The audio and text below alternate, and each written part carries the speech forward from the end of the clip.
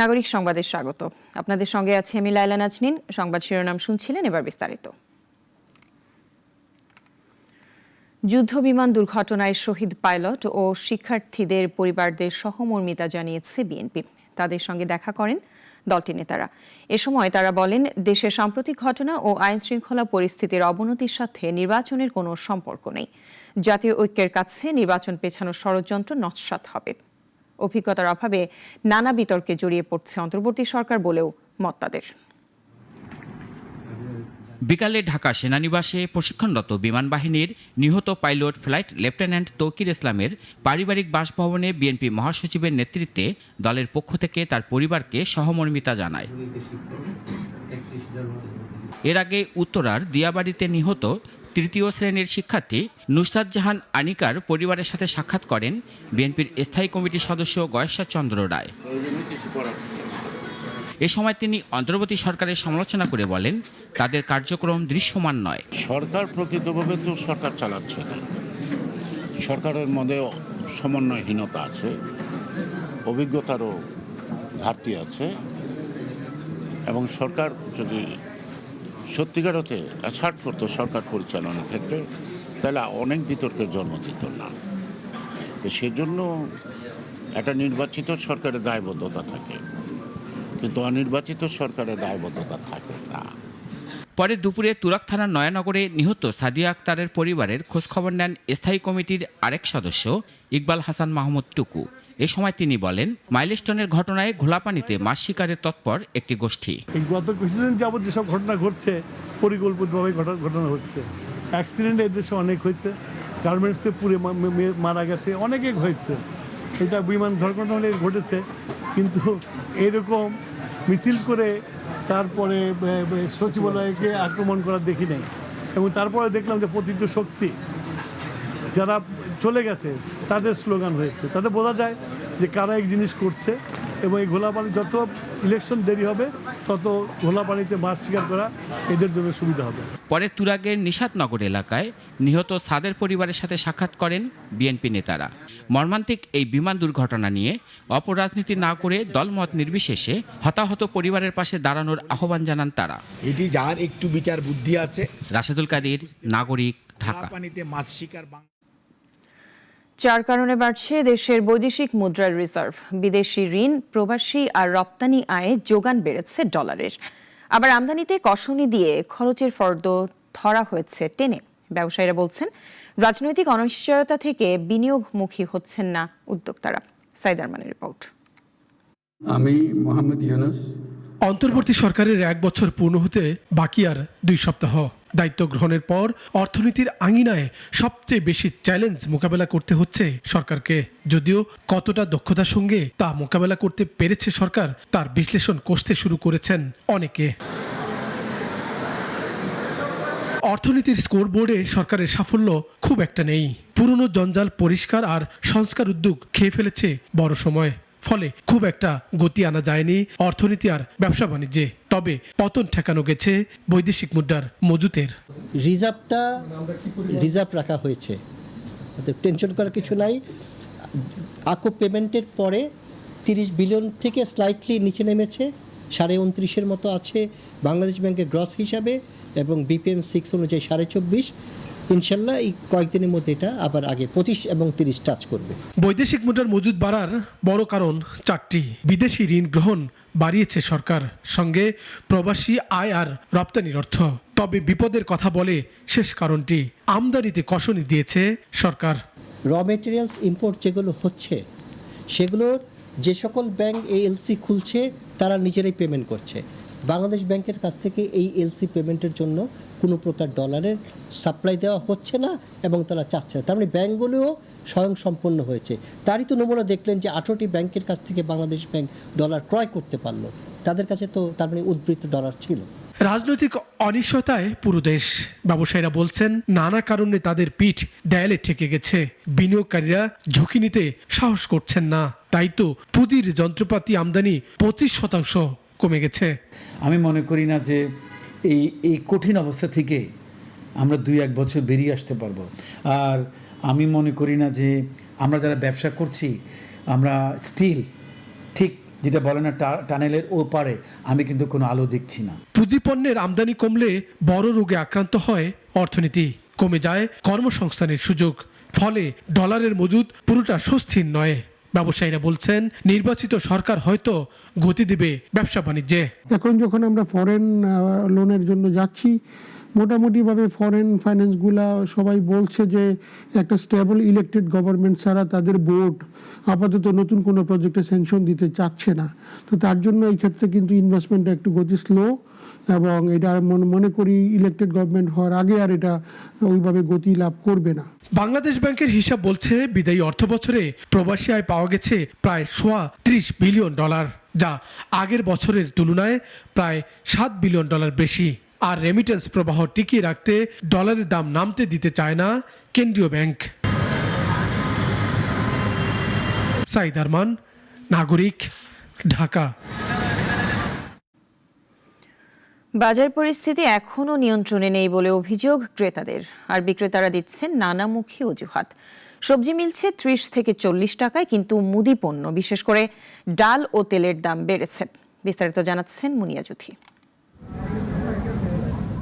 ভরা বর্ষায় রাজধানীর বড় বড় বাজারগুলোতে সবজি এখন মোটামুটি সহজলভ্য, দামেও তুলনামূলক সহনীয়। চিচিঙ্গা, পটল, বেগুন, করলা থেকে শুরু করে শসা ও বরবটি পাওয়া যাচ্ছে 40 থেকে 60 টাকায়। ফুলকপি আর লাউ কিছুটা কম দামে বিক্রি হলেও বরবটি, করলা ও শসার দাম তুলনামূলক চড়া। তবে সবজি সরবরাহে কোনো ঘাটতি নেই বলে জানাচ্ছেন দোকানিরা। তবুও ক্রেতাদের অসন্তোষের জায়গা একটাই, এক এক বাজারে এক এক রকম দাম। মূল্য নির্ধারণে নিয়ম না থাকায় ন্যায্য মূল্যের নিশ্চয়তা পাচ্ছেন না কেউ। বরবটি নিচ্ছে 80 টাকা, তারপরে আমরা টমেটো নিচ্ছে 120 টাকা করি। দাম বাড়তি এক এক জায়গায় এক এক রকম। এখানে যেমন পটল হচ্ছে 50 টাকা 60 টাকা যাচ্ছে, ওইখানে যাচ্ছে 40 টাকা। যার যেমন ইচ্ছা সেভাবে মানে দাম নির্ধারণ করতেছে, ওরকম কোনো নাই, বাজারে কোনো নিয়ন্ত্রণ নেই। অভিযোগ উঠছে মনিটরিং কম বলেই চলছে এই বিশৃঙ্খলা। অন্যদিকে বিক্রেতারা বলছেন সমস্যার শেকড় পাইকারি দামে। তারা বলছেন তেল, ডাল ও অন্যান্য মুদি পণ্যের দাম বেড়ে যাওয়ায় পুরো বাজারেই চাপ তৈরি হয়েছে। পরিবহন খরচ আর গুদামে মজুদের অজুহাতও দিচ্ছেন কেউ কেউ। কাস্টমারের তো চাহিদার কোনো শেষ নাই। 30 টাকা কেজি যখন থাকে তখনও দাম বেশি, যখন 70-80 টাকা হয় তখনও দাম বেশি। আবার দাম কমই আছে মোটামুটি, বাজারে কাস্টমার নাই, দাম তো কম হবি, মানুষ সবজি খায় না করে চলে। বাজার নিয়ন্ত্রণ করতে হলে 24 ঘন্টা কেউ না কেউ মনিটর করতে হবে, নাহলে বাজার কন্ট্রোল থাকবে না। আমরা মুখে বলি এক কথা, কাজে বলি এক কথা, তাহলে হবে না। সবজির দাম নিয়ন্ত্রণে এলেও পুরো বাজার ব্যবস্থার ওপর ক্রেতার আস্থা এখনো ফেরেনি। আর মুদি পণ্যের লাগাম ছাড়া দাম ধরে রাখতে না পারলে স্বস্তির বাজার এখনই সম্ভব নয়। মুনিয়া জুথি, নাগরিক, ঢাকা। ফেনীর পরশুরামে ভারতীয় সীমান্তরক্ষী বাহিনীর গুলিতে 2 বাংলাদেশি নিহত হয়েছেন। এর মধ্যে একজনের মৃত্যু বাংলাদেশের হাসপাতালে হলেও আরেকজনের মরদেহ এখনও ভারতের হাসপাতালে রয়েছে। বৃহস্পতিবার মধ্যরাতে উপজেলার বাঁশপদুয়া সীমান্ত এলাকায় এ ঘটনা ঘটে। নিহতরা হলেন লিটন ও মোহাম্মদ মিল্লাত হোসেন। গুলিবিদ্ধ হয়ে মোহাম্মদ আফসার নামে একজন চট্টগ্রাম মেডিকেল কলেজ হাসপাতালে চিকিৎসাধীন। পরিবারের দাবি, তারা মাছ ধরতে গিয়েছিলেন। বিএসএফ অভিযোগ করে চোরা কারবারিরা সীমান্ত অতিক্রম করায় আত্মরক্ষায় গুলি চালানো হয়। বিজিবির অধিনায়ক মোশাররফ হোসেন বলেন, ঘটনা অনাকাঙ্ক্ষিত, তবে তদন্ত করে প্রতিবাদ জানানো হবে। শেরপুরের নালিতাবাড়ির নাকুগাঁও সীমান্ত দিয়ে নারী ও শিশু সহ 21 জন রোহিঙ্গাকে বাংলাদেশে পুশইন করেছে ভারতের বিএসএফ। বৃহস্পতিবার দিবাগত রাত 1:15টার দিকে কিলাপাড়া বিএসএফ ক্যাম্পের সদস্যরা 1116 নম্বর পিলার দিয়ে তাদের বাংলাদেশে ঢুকিয়ে দেয়। বিজিবি টহল দল তাদের আটক করে স্থানীয় বিদ্যালয়ে আশ্রয় দেয়। 39 বিজিবির অধিনায়ক লেফটেন্যান্ট কর্নেল মেহেদি হাসান জানান, 6টি পরিবারের সদস্যরা আগে কক্সবাজারের ক্যাম্প থেকে পালিয়ে ভারতে গিয়েছিল। বর্তমানে যাচাই বাছাই ও পরবর্তী ব্যবস্থা প্রক্রিয়াধীন রয়েছে।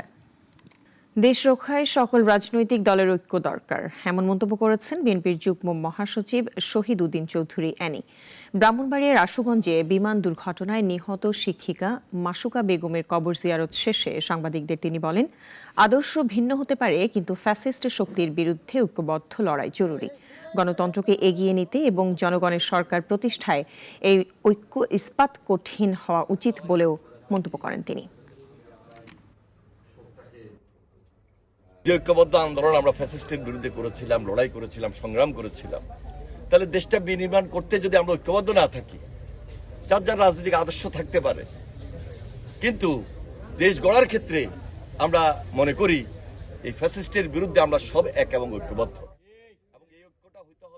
মাদারীপুর সদর উপজেলার শিরখাড়া ইউনিয়নে যৌথ বাহিনীর অভিযানে বিপুল পরিমাণ দেশি বিদেশি অস্ত্রসহ 6 জনকে আটক করা হয়েছে। আটকদের মাঝে নারীও আছেন।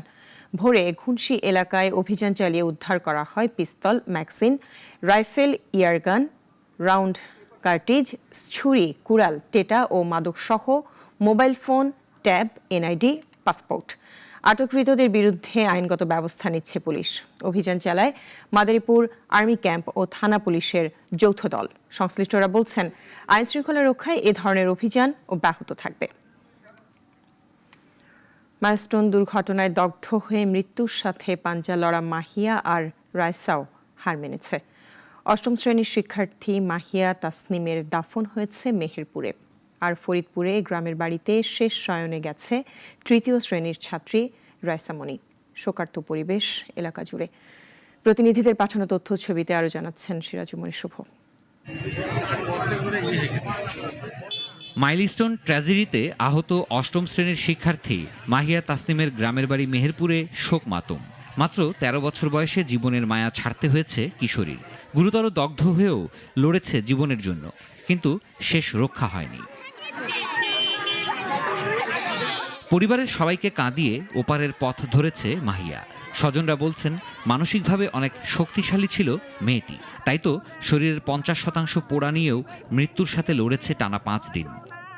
আশা জানি কি হবে ভাই, আমার মেয়ে নেই, আমার মেয়ের যে আশা ছিল সেটা আমি পূরণ করব। আমি বলি কি করব, যে আমার মেয়ে আমার এই আশা ছিল। স্বামী হারা, মেয়ে হারা, সে খুবই নিঃসঙ্গ হয়ে গেল। আজ জানাজা শেষে তার দাফন সম্পন্ন হয়েছে মেহেরপুরের মুজিবনগরের জয়পুর গ্রামের স্থানীয় কবরস্থানে। অকাল প্রয়াত মাহিয়ার মৃত্যুতে কুড়ালগাছি ও জয়পুর গ্রাম জুড়ে নেমেছে শোকের ছায়া। মাইলস্টোনের ঘটনায় শরীরের 80% পুড়ে যাওয়া 3য় শ্রেণীর ছাত্রী রাইসা মনিরও জানাজার পর দাফন হয়েছে ফরিদপুরে। গ্রামের বাড়ি আলফাডাঙ্গার বাজরা দক্ষিণপাড়া ঈদগাহ ময়দানে জানাজা হয়। যদি আমার কথায় কেউ কষ্ট পেয়ে থাকেন, আমার ইসে সবাই মাফ করে দিয়েন। আমার বাচ্চাটার জন্য সবাই দোয়া করবেন। জানাজায় আলফাডাঙ্গার ইউএনও, সেনাবাহিনী ও স্থানীয়রা উপস্থিত ছিলেন। দুর্ঘটনার পর নিখোঁজ ছিল 9 বছরের রাইসা। খুঁজে পাওয়া যায় সম্মিলিত সামরিক হাসপাতালে। তার মুখমণ্ডলের অংশ দেখে রাইসা হিসেবে দাবি করেন বাবা। অন্যদিকে ব্রাহ্মণবাড়িয়ায় নিহত শিক্ষিকা মাসুকার কবরে গার্ড অফ অনার দিয়েছে বিমান বাহিনী। আশুগঞ্জ উপজেলার সোহাগপুর গ্রামে মাসুকার সম্মানে গার্ড অফ অনার প্রদান করে বিমান বাহিনীর 10 সদস্যের একটি প্রতিনিধি দল। সিরাজুমণি শুভ, নাগরিক। থাইল্যান্ড ও কম্বোডিয়ার মধ্যে বিবাদের সূচনা 1 শতাব্দীরও বেশি আগে। ফরাসি উপনিবেশ পরবর্তী সময়ে 2 দেশের সীমানা পুনর্নির্ধারণেই ছিল গলদ। এখন সেটা প্রাণঘাতী লড়াইয়ে পরিণত হয়েছে। শুক্রবার সকালেও সংঘর্ষ অব্যাহত ছিল। কিন্তু কি এই সংঘর্ষের কারণ, জানবো ডেস্ক রিপোর্টে। কিছুদিন আগেই থাই সেনাবাহিনীর প্রসঙ্গে একটি ফোন কল ফাঁসের ঘটনায় পেতুং তার্ন সিনাওয়াত্রাকে প্রধানমন্ত্রী পদ থেকে অব্যাহতি দেওয়া হয়। থাকসিন সিনাওয়াত্রার মেয়ে তিনি। সাবেক থাই নেতার সমর্থনে একটি দুর্বল সরকার দেশটিতে এখন ক্ষমতায়। কম্বোডিয়া সাবেক প্রভাবশালী নেতা হুন সেনের ছেলে হুন মানেত দেশটির প্রধানমন্ত্রী। সে এখন নিজস্ব কর্তৃত্ব অর্জন করতে পারেননি। নিজের জাতীয়তাবাদী ভাবমূর্তি দৃঢ় করতে সংঘাত আরও বাড়াতে চায় সে। থাকসিন বিশ্বাস করতেন তার ও হুন সেনের পরিবারের মধ্যে ঘনিষ্ঠ ব্যক্তিগত সম্পর্ক রয়েছে, কিন্তু হুন সেন ছেলের রাজনৈতিক ক্যারিয়ার বাঁচাতে থাকসিনের মেয়ের ব্যক্তিগত একটি কথোপকথন ফাঁস করেছেন বলে ধারণা তার। তাই থাকসিন মনে করেন তিনি প্রতারিত হয়েছেন। আপাতদৃষ্টিতে থাইল্যান্ড কম্বোডিয়া বিরোধ 2 সাবেক নেতার বিশ্বাস অবিশ্বাসের দোলাচল মনে হলেও এর শিকড় ফরাসি ঔপনিবেশিক আমলে। 1907 সালে সীমানা নির্ধারণে 2008 সালে কম্বোডিয়ার প্রিয় ভিয়ার মন্দিরকে ইউনেস্কোর বিশ্ব ঐতিহ্য তালিকায় অন্তর্ভুক্তির উদ্যোগ নিলেও উত্তেজনা বাড়ে।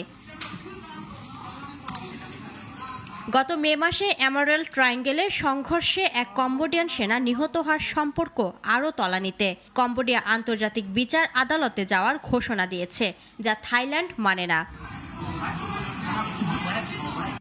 থাই জাতীয় নিরাপত্তা পরিষদ জানায়, বৃহস্পতিবার সকালে কম্বোডিয়ান সেনারা ড্রোন ও রকেট চালিত গ্রেনেড নিয়ে সীমান্তে জড়ো হয়। আলোচনার চেষ্টা ব্যর্থ হলে তারা গুলি ছোড়ে। থাই সেনারাও পাল্টা জবাব দেয়।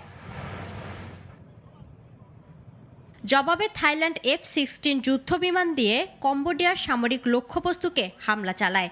এই সংঘর্ষে সিসাকেত প্রদেশে একটি পেট্রোল স্টেশনে রকেট হামলায় 6 জন নিহত হন। ইতিমধ্যে থাইল্যান্ডের দীর্ঘদিনের মিত্র যুক্তরাষ্ট্র সংঘর্ষ বন্ধের আহ্বান জানিয়েছে। জরুরি বৈঠক হয়েছে নিরাপত্তা পরিষদে। থাই ভারপ্রাপ্ত প্রধানমন্ত্রী ফুমথাম ওয়াচায়াচাই বলেছেন, সংঘর্ষ বন্ধ না হলে আলোচনা সম্ভব নয়। কম্বোডিয়ার প্রধানমন্ত্রী হুন মানেত শান্তিপূর্ণ সমাধান চাইলেও সামরিক আগ্রাসনের জবাব দেওয়ার কথা বলেছেন। দুই দেশের জাতীয়তাবাদী উত্তেজনা ও দুর্বল নেতৃত্ব পরিস্থিতি জটিল করছে। এদিকে সংঘর্ষ ছড়িয়ে পড়ায় সীমান্তবর্তী থাই গ্রামগুলো থেকে শিশু, বয়স্করা সহ অনেক মানুষ বালির বস্তা ও টায়ারে ঘেরা কংক্রিটের বাংকারে আশ্রয় নিয়েছেন। ইফফাত আরা মিথিলা, নাগরিক।